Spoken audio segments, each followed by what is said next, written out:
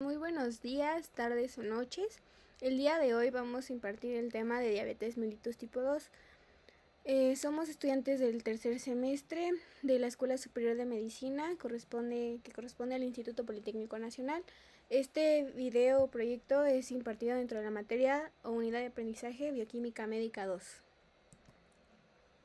El tema va a estar impartido por Valeria, Natalie, Fátima, Fernanda y su servidora Constanza. Como índice vamos a tener lo que es la definición, la epidemiología, la etiopatología, la fisiopatología, las manifestaciones clínicas y el diagnóstico y el tratamiento que se le va a dar. Comenzaremos hablando acerca de la definición. La diabetes mellitus tipo 2 es una enfermedad metabólica crónica, caracterizada por niveles elevados de glucosa en la sangre, debido a una resistencia a la insulina en los tejidos periféricos, principalmente músculo, hígado y tejido adiposo, y a una disminución progresiva en la secreción de insulina por el páncreas. Su inicio es generalmente gradual y muchas veces asintomático, lo que hace difícil determinar el momento exacto en que aparece la enfermedad, y como consecuencia un gran número de personas puede estar sin diagnosticar. Ahora hablaremos acerca de su epidemiología. Bueno, comenzando por la epidemiología mundial. En todo el mundo, 589 millones de adultos de entre 20 a 79 años de edad viven con diabetes, del cual más del 90% de las personas es con diabetes del tipo 2. Se proyecta que este número aumentará a 853 millones para 2050, lo que equivale a 1 de cada 8 adultos.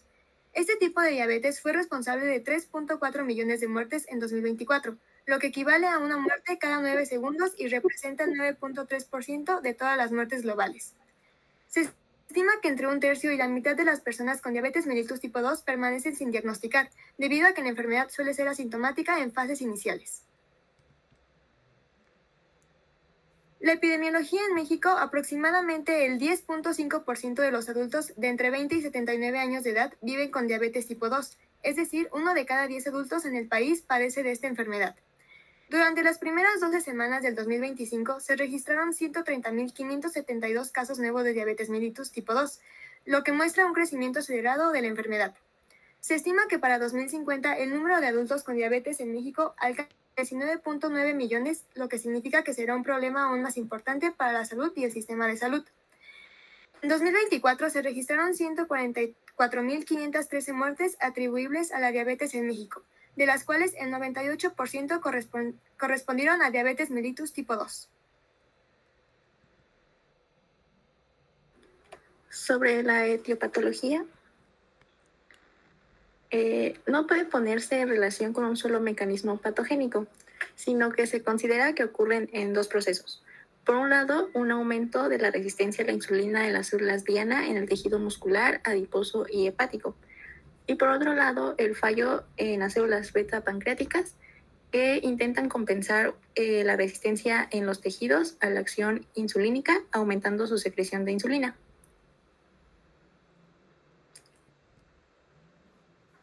Y también se debe a una combinación de factores genéticos y adquiridos como la obesidad, la inactividad física, la edad, la alimentación y el tabaquismo.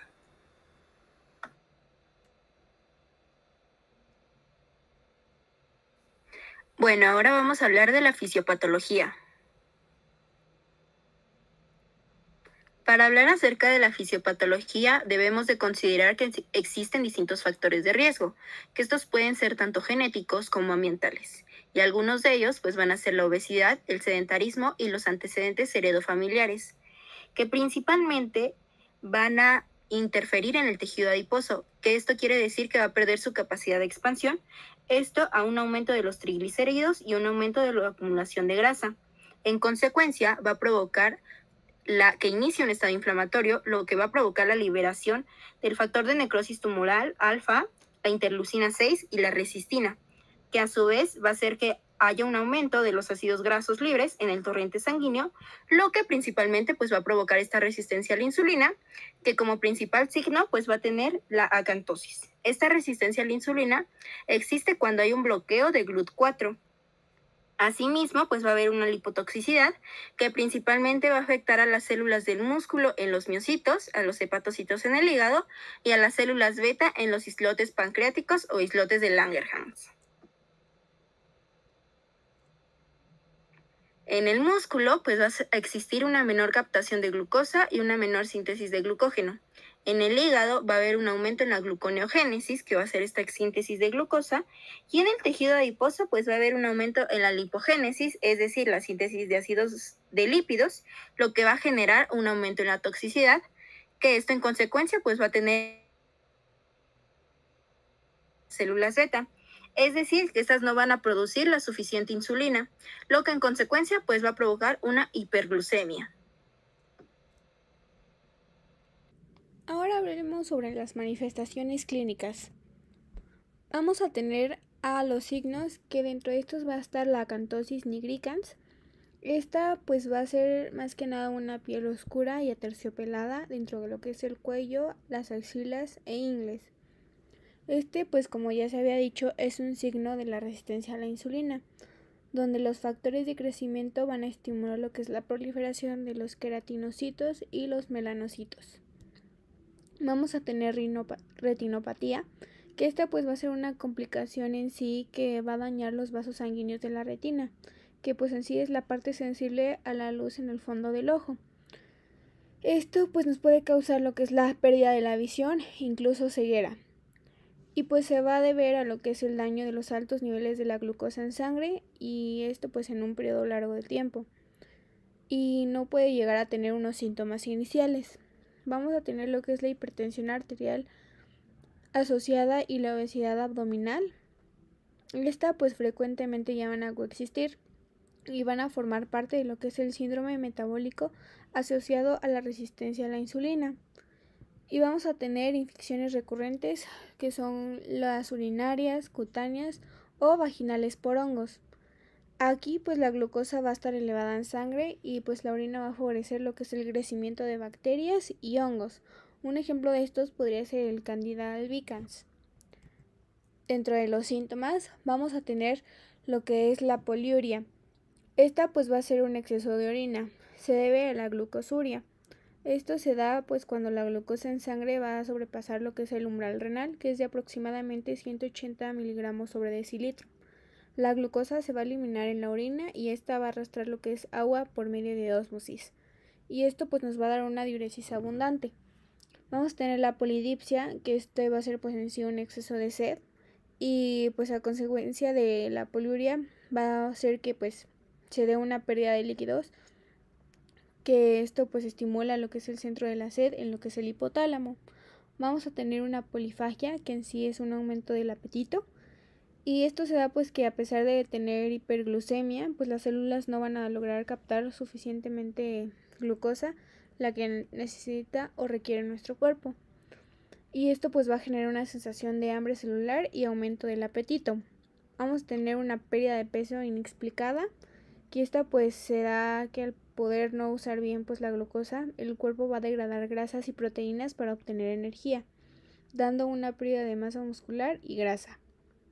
Vamos a tener igualmente una visión borrosa, que pues al momento de tener la hiperglucemia va a causar cambios osmóticos dentro del cristalino, lo que va a hacer que se dé una entrada de agua, va a alterar su forma y su refracción. Y vamos a tener lo que es cansancio. La diabetes se puede diagnosticar mediante los criterios de hemoglobina A1C o la concentración de glucosa plasmática, ya sea en ayunas o a las 2 horas. Como primera muestra vamos a tener la glucosa plasmática en ayuno, y esta se tomará una muestra de sangre tras un ayuno nocturno de 8 horas, indicado al paciente, y según la Asociación Americana de Diabetes, así como la OMS, una glucemia plasmática en ayunas superior a los 126 miligramos sobre decilitro es compatible con el diagnóstico. También tenemos la prueba de tolerancia a la glucosa, y esta se medirá la glucemia plasmática antes y 2 horas después de la ingesta de 75 gramos de glucosa. La diabetes mellitus se diagnostica si la glucemia plasmática en la muestra de 2 horas es superior a los 200 miligramos sobre decilitro. Y por último tenemos a la hemoglobina glicosilada, A1C, y esta nos va a proporcionar un promedio de la glucemia de los últimos 2 a 3 meses, haciendo referencia al control que ha tenido el paciente desde que fue diagnosticado con diabetes mellitus tipo 2. Y una hemoglobina glicosilada superior al 6.5% se les diagnostica diabetes mellitus. La hemoglobina glicosilada va a ser una prueba práctica rápida y estandarizada con menor variación debido a variables preanalíticas y se va a ver un poco afectada por enfermedades agudas o el estrés. Aquí tenemos unas imágenes representativas sobre lo que es la toma de la glucosa. Para el ayuno, pues obviamente no se debe de comer ni beber nada dentro de 8 a 12 horas antes del examen y se va a sacar una muestra de sangre y se va a examinar para determinar el nivel de glucosa. Para la prueba de tolerancia a la glucosa, igual el paciente deberá tener un ayuno de 8 a 12 horas y vamos a tomar una muestra de sangre antes de los 75 miligramos de glucosa que le vamos a dar al paciente. Y una vez que el paciente tome esta glucosa, 2 horas después de la toma, también se le va a examinar, se le va a tomar una muestra de sangre para poder analizarlas en el laboratorio y así pues poder saber sus niveles de sangre y qué tanto tolera la glucosa a su cuerpo. Por último, la prueba de hemoglobina glicosilada nos va a ayudar a evaluar el control de la glucosa en el paciente diabético. Para esta prueba el paciente no va a requerir estar en ayunas y los niveles de glucosa en sangre promedio en esta prueba, como ya lo habíamos mencionado, van a darnos un resultado de los últimos 2 o 3 meses que ha sido controlada la glucosa, porque desafortunadamente luego los pacientes cuando saben que van a someterse a unos análisis, una semana antes de la toma, inclusive un día antes de la toma de este análisis, suelen comer bien y suelen alimentarse de manera adecuada, y si lo comparamos con las muestras que nos arrojan, más bien los resultados que nos arrojan las pruebas anteriores, pues entonces sería un resultado negativo o un resultado falso, y es por eso que esta prueba es más precisa. Vamos a tener clasificación de nivel deseado, riesgo moderado, el riesgo alto y el riesgo muy alto, y los porcentajes pues se encuentran en pantalla. ¿Y qué nos va a dar los niveles elevados de glucosa? Vamos a tener complicaciones y daños como lo son la ceguera, la insuficiencia renal, el riesgo de sufrir ataques cardíacos y accidentes cerebrovasculares, así como la disminución del flujo sanguíneo, que esto nos puede dar una enfermedad vascular periférica, daño al igual en los nervios periféricos, así como úlceras en el pie, infección y eventual amputación de una extremidad. En cuanto más elevado sea el porcentaje de la hemoglobina glicosilada, hay menor control de glucosa en sangre por parte del paciente. Para el tratamiento, pues la piedra angular, ya sea para la diabetes mellitus tipo 1 o 2, siempre va a ser la dieta y el ejercicio antes de recurrir a algún medicamento. Se debe fomentar una dieta baja en grasas saturadas, carbohidratos refinados y jarabe de maíz de alta fructosa. Así una dieta rica en fibra y grasas monoinsaturadas. El ejercicio aeróbico de 90 a 150 minutos semanales también es beneficioso para el paciente, y pues nuestro objetivo principal como médicos en estos pacientes que suelen estar acompañados de obesidad pues va a ser la pérdida de peso. Si con estas recomendaciones de alimentación y ejercicio no se logra tener una glucemia adecuada, la metformina va a ser la terapia de primera línea. Y después de la metformina se encuentran disponibles muchas otras terapias como lo son las sulfonilureas orales, los inhibidores de la dipeptidilpeptidasa 4, los agonistas del receptor del péptido similar al glucagón 1, así como los inhibidores del cotransportador de sodio glucosa 2 y la pioglitazona, especialmente si el paciente tiene enfermedad del hígado graso, así como inhibidores de alfa-glucosidasa y la insulina. Y bueno, esto sería todo por nuestra parte. Agradecemos su atención a este video y les recordamos que tiene como único objetivo ser informativo, más no un autodiagnóstico para quienes tengan acceso a él. Y como estudiantes de medicina recomendamos siempre acudir al médico si se tiene la sospecha de tener esta patología. Muchas gracias.